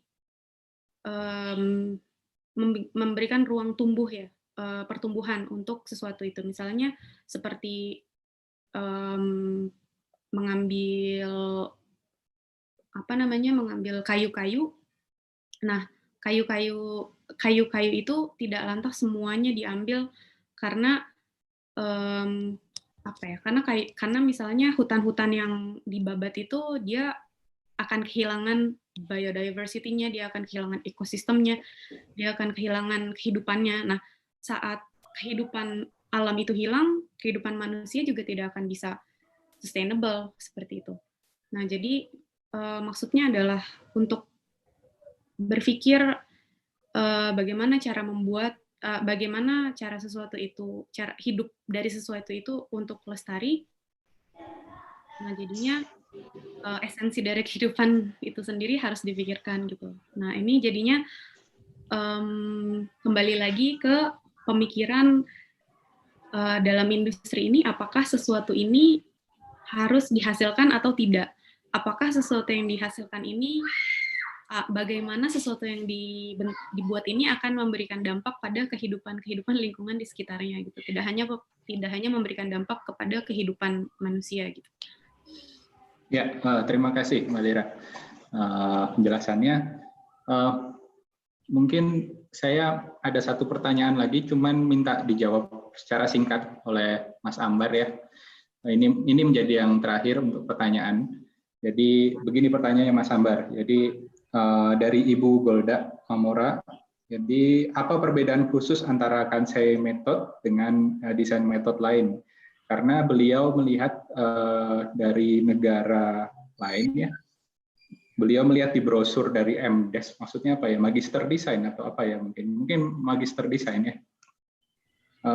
Michigan University.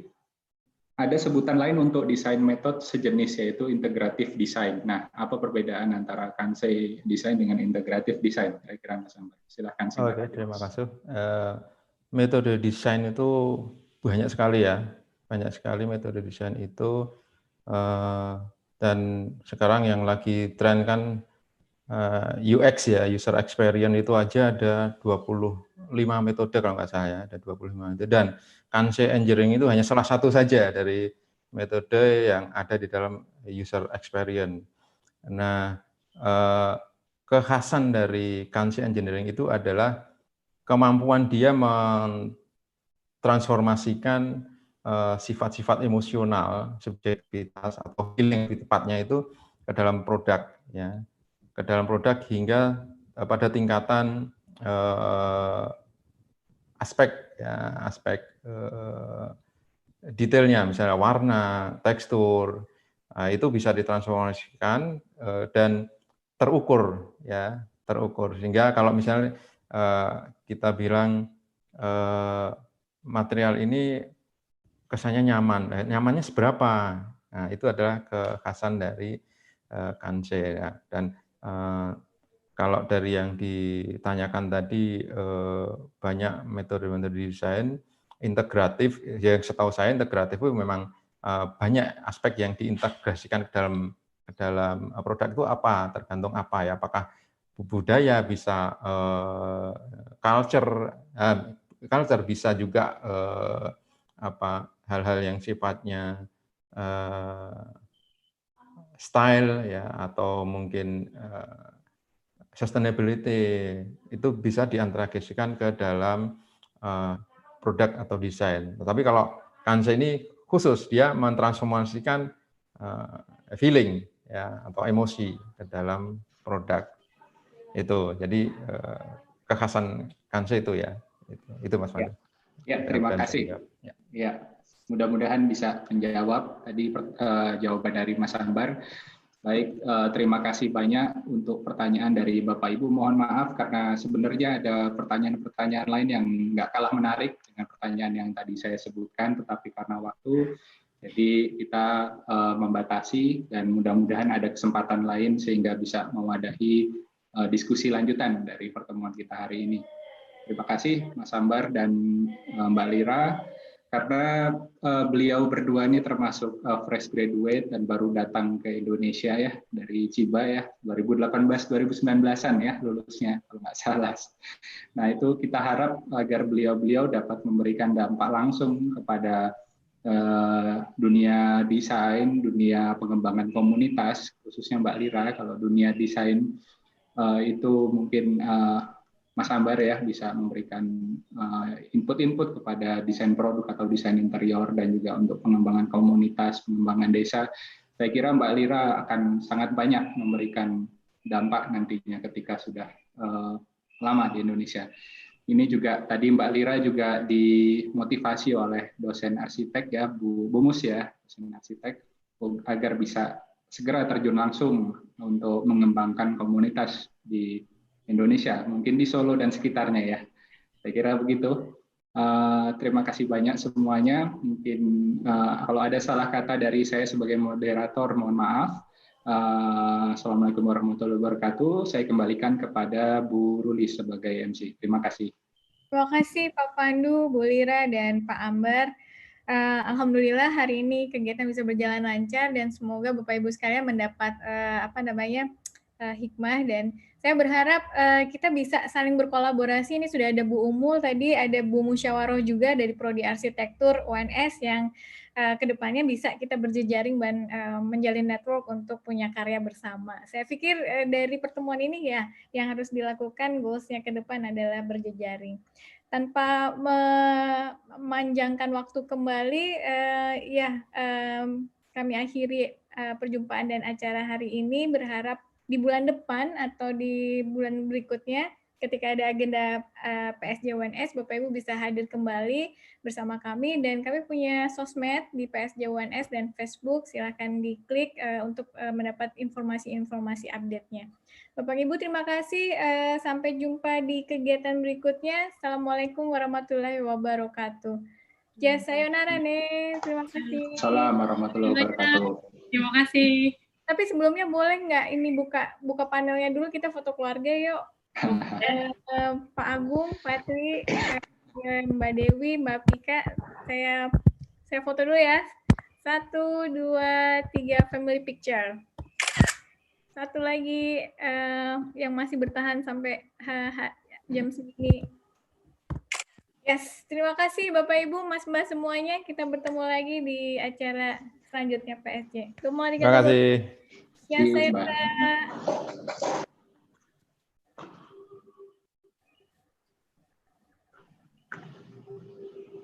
terima kasih Pak Agung.